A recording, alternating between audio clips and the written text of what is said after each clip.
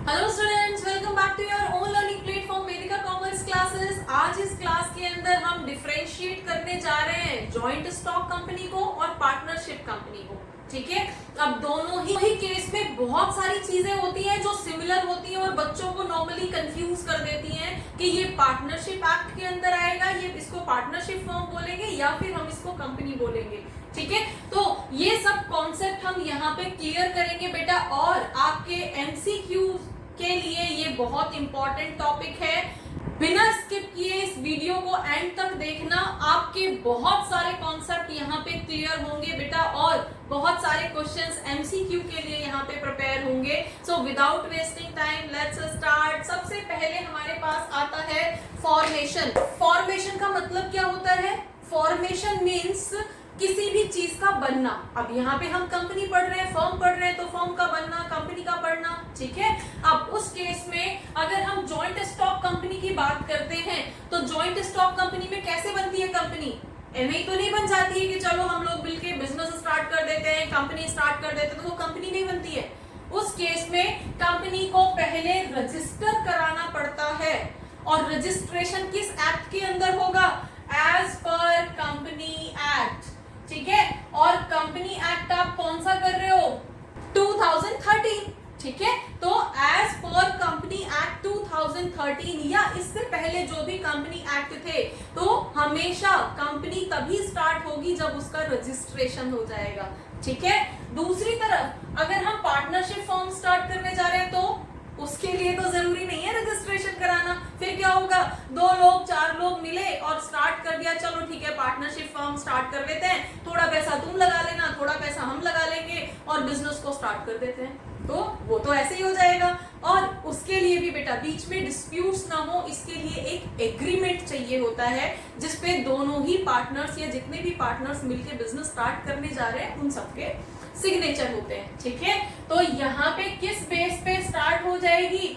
Just एक agreement के साथ आपकी पार्टनरशिप फर्म जो है स्टार्ट हो जाएगी। अब यहाँ पे एक क्वेश्चन आता है, क्या रजिस्टर कराना कंपलसरी है? यस, इसका रजिस्ट्रेशन कराना, जॉइंट स्टॉक कंपनी का रजिस्ट्रेशन कराना कंपलसरी है। जब तक वो रजिस्टर्ड नहीं होगी तब तक एक जॉइंट स्टॉक कंपनी फ्रेम नहीं हो सकती। अब ऐसे तो हर गली में इधर उधर आपने देखा होगा बहुत सारी छोटी छोटी सी शॉप्स हैं और वहां पे लिखा हुआ है डैश एंड डैश कंपनी। ठीक है, डैश एंड सन्स कंपनी। तो ठीक है, वो भी जो यहाँ पे गली गली में छोटी छोटी शॉप्स वगैरह खुली हुई हैं उन्होंने इस तरह के नाम रखे हुए हैं, तो वो भी बेटा उन्होंने भी कंपनी एक्ट के अंदर अपने फर्म को या अपने किसी भी जो भी उनका वर्क है उसको रजिस्टर कराया हुआ है। तो बिना कंपनी एक्ट में रजिस्ट्रेशन के आप कोई भी जॉइंट स्टॉक कंपनी नहीं कर सकते हो। ठीक है, और जॉइंट स्टॉक कंपनी स्पेशली वो जो शेयर्स इशू करके पैसा कलेक्ट करेगी अपने कैपिटल का, वो तो बिल्कुल भी नहीं कर सकते। ठीक है, देन दूसरी तरफ पार्टनरशिप को रजिस्टर करना जरूरी होता है क्या? नहीं, एक रिटर्न एग्रीमेंट होना चाहिए। बस ऐसा एग्रीमेंट होना चाहिए कि हम लोग आपस में फिर झगड़ा ना करें, तूने ये बोला था, तूने ये बोला था, ऐसे झगड़े ना हो। तो उसके लिए एक रिटर्न एग्रीमेंट, और रिटर्न एग्रीमेंट कौन सा था? Partnership deed. तो अगर उन्होंने एक पार्टनरशिप डीड बना ली है और उस पे सारे पार्टनर्स एग्री कर रहे हैं तो कोई इश्यू नहीं है, कोई जरूरी नहीं है कि रजिस्ट्रेशन कराना है। विदाउट रजिस्ट्रेशन भी वो फर्म जो है फॉर्म हो सकती है, not compulsory to register. Fine, register करना जरूरी नहीं है। नेक्स्ट आता है एक्ट। अब एक्ट तो हम पढ़ ही रहे हैं, जॉइंट स्टॉक कंपनी के लिए कौन सा वाला एक्ट होता है? द कंपनी एक्ट 2013, है ना। और पार्टनरशिप के लिए कौन सा वाला एक्ट होता है? पार्टनरशिप याद है ना, पार्टनरशिप का कौन सा एक्ट है? Partnership act 1932, right. तो हमारे पास क्या है? The partnership act 1932। फाइन, अब देखो यहीं से पता चल गया है अगर कोई कंपनी एक्ट में रजिस्टर्ड है। अब बहुत सारे लोगों ने मिलके उस कंपनी को रजिस्टर कराया है, बहुत सारे लोगों ने मिलके उस कंपनी को रन कर रहे हैं, तो भी यहाँ पे भी बहुत सारे लोग मिलके कर रहे हैं, यहाँ पे भी बहुत सारे लोग मिलके कर रहे हैं। लेकिन अगर उन्होंने अपनी कंपनी को कंपनी एक्ट में रजिस्टर कराया है तो वो जॉइंट स्टॉक कंपनी हो जाएगी, और अगर उन्होंने अपनी कंपनी को पार्टनर पार्टनरशिप फर्म एक्ट के अंदर रजिस्टर कराया है तो वो कंपनी फिर पार्टनरशिप फर्म बोली जाएगी, जॉइंट स्टॉक कंपनी नहीं बोली जाएगी। क्लियर है? ठीक है, आगे बढ़ते हैं लाइबिलिटी। अब देखो जॉइंट स्टॉक कंपनी के लिए तो पैसा पब्लिक से आएगा, है ना, शेयर्स के नाम पे, बॉन्ड्स के नाम पे, डिवेंचर्स के नाम पे। वहां पे क्या रहता है, वहां पे जो डायरेक्टर्स हैं, जो मेंबर्स हैं, उनकी जो लाइबिलिटी है वो बहुत लिमिटेड होती है। जिसने जितना पैसा खर्च किया है सिर्फ वो उतने के रिस्पॉन्सिबल है, ठीक है। या फिर जिस भी मेंबर ने जितने पैसे की गारंटी ली है कि इतने तक का लॉस मैं बियर कर लूंगा, तो वो सिर्फ उतने तक का ही लॉस बियर करेगा। उसके बाद में भी उससे ज्यादा का अगर लॉस हुआ है, जैसे हमने अपनी लास्ट क्लास के अंदर भी डिस्कस किया था, सपोज पार्टनर्स ने 4 पार्टनर्स हैं और 4 पार्टनर्स ने 1 लाख रुपीस तक की गारंटी ली हुई है लॉस की, ठीक है, और लॉस हो गया कंपनी को 7 लाख का, तो ऐसे केस में वो पार्टनर सिर्फ 1 लाख तक का ही लॉस बियर करेंगे। बचा हुआ जो 3 लाख का लॉस है ना, वो पब्लिक को बियर करना पड़ेगा, वो नहीं करेंगे। तो यहाँ पे जब हम जॉइंट स्टॉक कंपनी की बात करते हैं तो यहाँ पे जो है कंपनी लिमिटेड होती है। अब लिमिटेड बाय शेयर्स, मैंने जितने शेयर्स में इन्वेस्ट कर रखा है मैं सिर्फ उतने की गारंटी लूंगा, या फिर लिमिटेड बाय गारंटी। क्लियर? जितने की उसने गारंटी ली है सिर्फ वो उतने लॉस के लिए रिस्पॉन्सिबल। क्लियर? दूसरी तरफ हम पार्टनरशिप में आ जाते हैं, और पार्टनरशिप में ऐसी कोई लिमिट होती है क्या? सारा पैसा तो इन पार्टनर्स ने मिलकर लगाया था। जॉइंट स्टॉक के केस में तो पैसा पब्लिक की तरफ से आ गया था, तो ठीक है, यहाँ पे मेंबर्स कह सकते हैं हम तो लिमिटेड लॉस को बियर करेंगे, बाकी का लॉस का हमें नहीं पता, बाकी का लॉस पब्लिक उठाएगी, ठीक है। लेकिन यहाँ पे तो पब्लिक इन्वॉल्व ही नहीं है, यहाँ पे कौन उठाएगा उस लॉस को? तो यहाँ पे तो लॉस बियर करने की कोई लिमिट ही नहीं है। तो पार्टनरशिप एक्ट के केस में फाइनली लिमिट नहीं होती, there is no limit of bearing liability, ऐसा कोई क्लॉज ही नहीं है। जितना लॉस होगा वो सारा पार्टनर्स को मिलके ही बियर करना पड़ेगा बेटा। क्लियर? नेक्स्ट पॉइंट आता है हमारा नंबर ऑफ मेंबर्स। अब मेंबर्स, अगर हम पार्टनरशिप फर्म की बात करते हैं तो मेंबर्स का यहाँ पे क्या है, आप 2 से लेके 50 मेंबर्स बना सकते हो, depending upon the size of the firm, ठीक है। आपकी जितनी बड़ी पार्टनरशिप फर्म है उस फर्म में कितने 2 पार्टनर से लेके, अब मिनिमम 2 तो चाहिए ना, अगर सिंगल ही रहेगा तो वो तो सोल प्रोप्राइटर बन जाएगा, है ना। तो मिनिमम 2 और मैक्सिमम यहाँ पे जो लिमिट है दैट इज ऑफ 50 मेंबर्स या 50 पार्टनर्स तक की आप पार्टनरशिप फर्म बना सकते हो। क्लियर? लेकिन अगर हम जॉइंट स्टॉक कंपनी की बात करते हैं तो जॉइंट स्टॉक कंपनी में अगेन हमारे पास 2 कैटेगरी आ जाती हैं, एक तो प्राइवेट फर्म, प्राइवेट कंपनी, और दूसरी गवर्नमेंट कंपनी, ठीक है, या पब्लिक कंपनी। तो प्राइवेट कंपनी के लिए लिमिट अलग है और पब्लिक कंपनी के लिए लिमिट अलग है, ठीक है।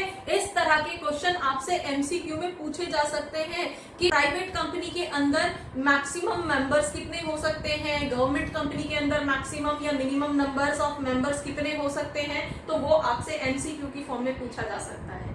क्लियर? तो अगर हम प्राइवेट कंपनी की बात करते हैं तो 2 मिनिमम और 200 मैक्सिमम मेंबर्स एक प्राइवेट कंपनी के अंदर हो सकते हैं।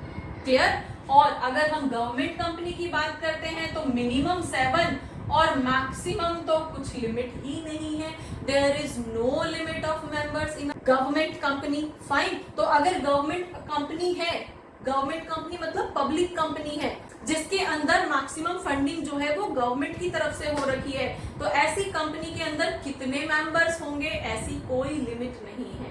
क्लियर?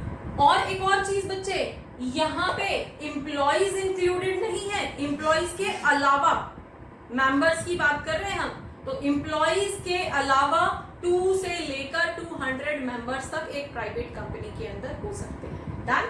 नेक्स्ट आता है डिस्ट्रीब्यूशन ऑफ प्रॉफिट। अब डिस्ट्रीब्यूशन ऑफ प्रॉफिट कैसे होगा?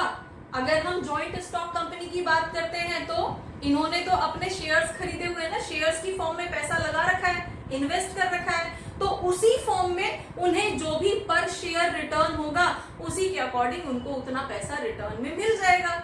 और अगेन आर्टिकल ऑफ एसोसिएशन में डिफाइन किया जाएगा कि किस फॉर्म में या किस रेशो में या किस सेंस में पर्टिकुलर मेंबर्स को कितना प्रॉफिट दिया जाना है।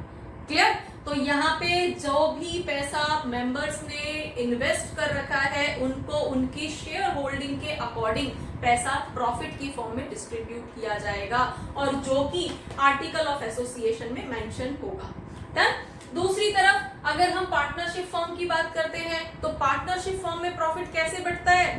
अब अगेन या तो पार्टनरशिप डीड एग्जिस्ट करती है, उसमें लिखा होता है कि कितना प्रॉफिट किस पार्टनर को देना है, किस वे में एप्रोप्रिएशन करना है प्रॉफिट का, किसको सैलरी देनी है वगैरह वगैरह, सारा एप्रोप्रिएशन होने के बाद में प्रॉफिट देना है।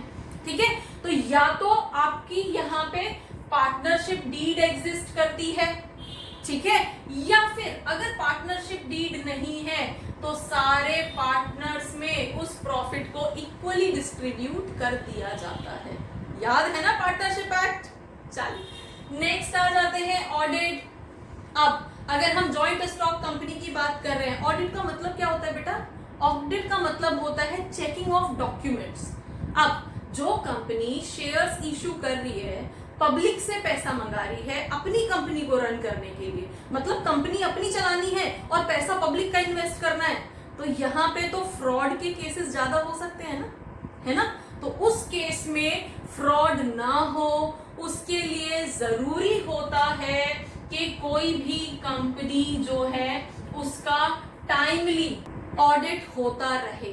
अब ये डिपेंड करता है किस टाइप की कंपनी है। जॉइंट स्टॉक कंपनी है तो वो प्राइवेट कंपनी है, गवर्नमेंट कंपनी है, बैंकिंग कंपनी है, किस तरह की कंपनी है।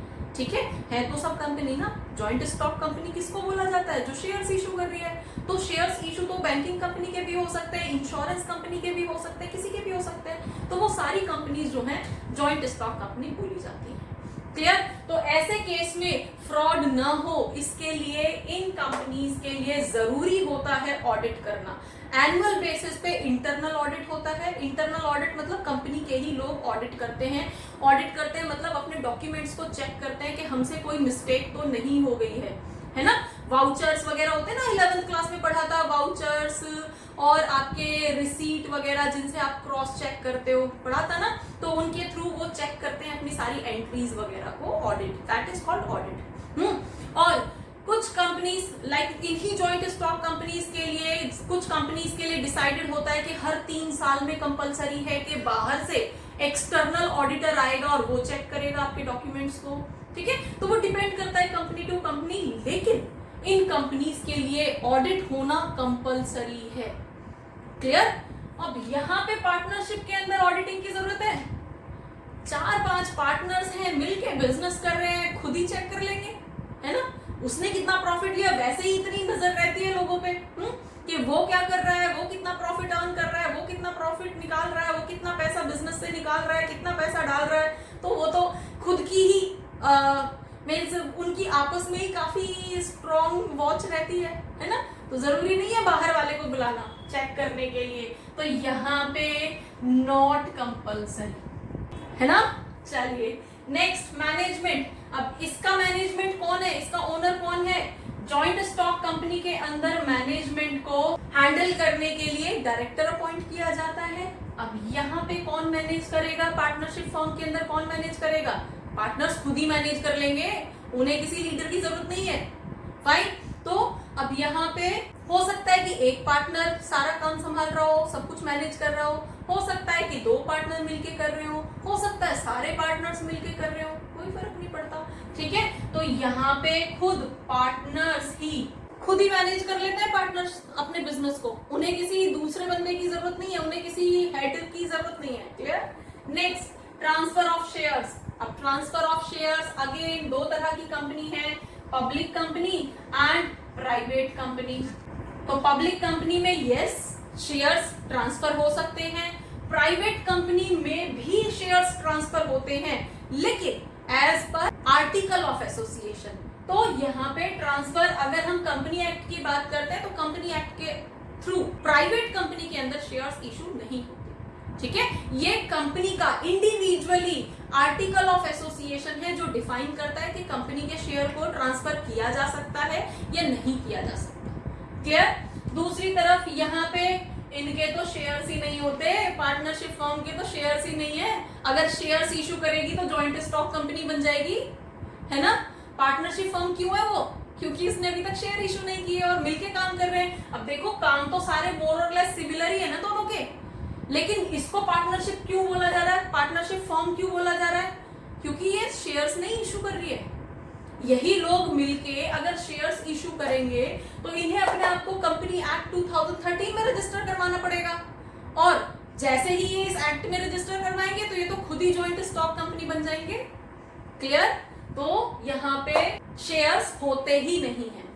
Next, business, basically business operation. अब यहाँ पे बिजनेस ऑपरेशन कैसे चलता है जॉइंट स्टॉक कंपनी में? यहाँ पे तो मेमोरेंडम ऑफ एसोसिएशन है ना, मेमोरेंडम ऑफ एसोसिएशन कंपनी के स्टार्ट होने से पहले डिफाइन कर दिया जाता है। जैसे पार्टनरशिप फर्म में पार्टनरशिप डीड होती है। अगर हम पार्टनरशिप फर्म की बात करते हैं तो या तो यहाँ पे एक रिटन एग्रीमेंट जिसको पार्टनरशिप डीड बोलते हैं वो होगा, उसके अकॉर्डिंग बिजनेस चलेगा, या फिर जिस काम के लिए सारे पार्टनर्स एग्री कर जाएंगे वो काम यहाँ पे होगा।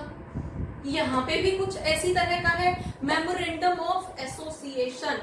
अब memorandum of association partnership deed का ही डॉक्यूमेंट है, सेम वैसा ही है, बस पार्टनरशिप फर्म के केस में उसको डीड बोल देते हैं और जॉइंट स्टॉक कंपनी के केस में उसको मेमोरेंडम ऑफ एसोसिएशन बोल देते हैं। ठीक है, वो रिटर्न डॉक्यूमेंट जिसमें XYZ सारे पॉइंट्स एक्सप्लेन होते हैं, कंपनी कैसे बनेगी, कंपनी कैसे चलेगी, कंपनी कैसे बंद होगी, वगैरह वगैरह वगैरह सब चीज।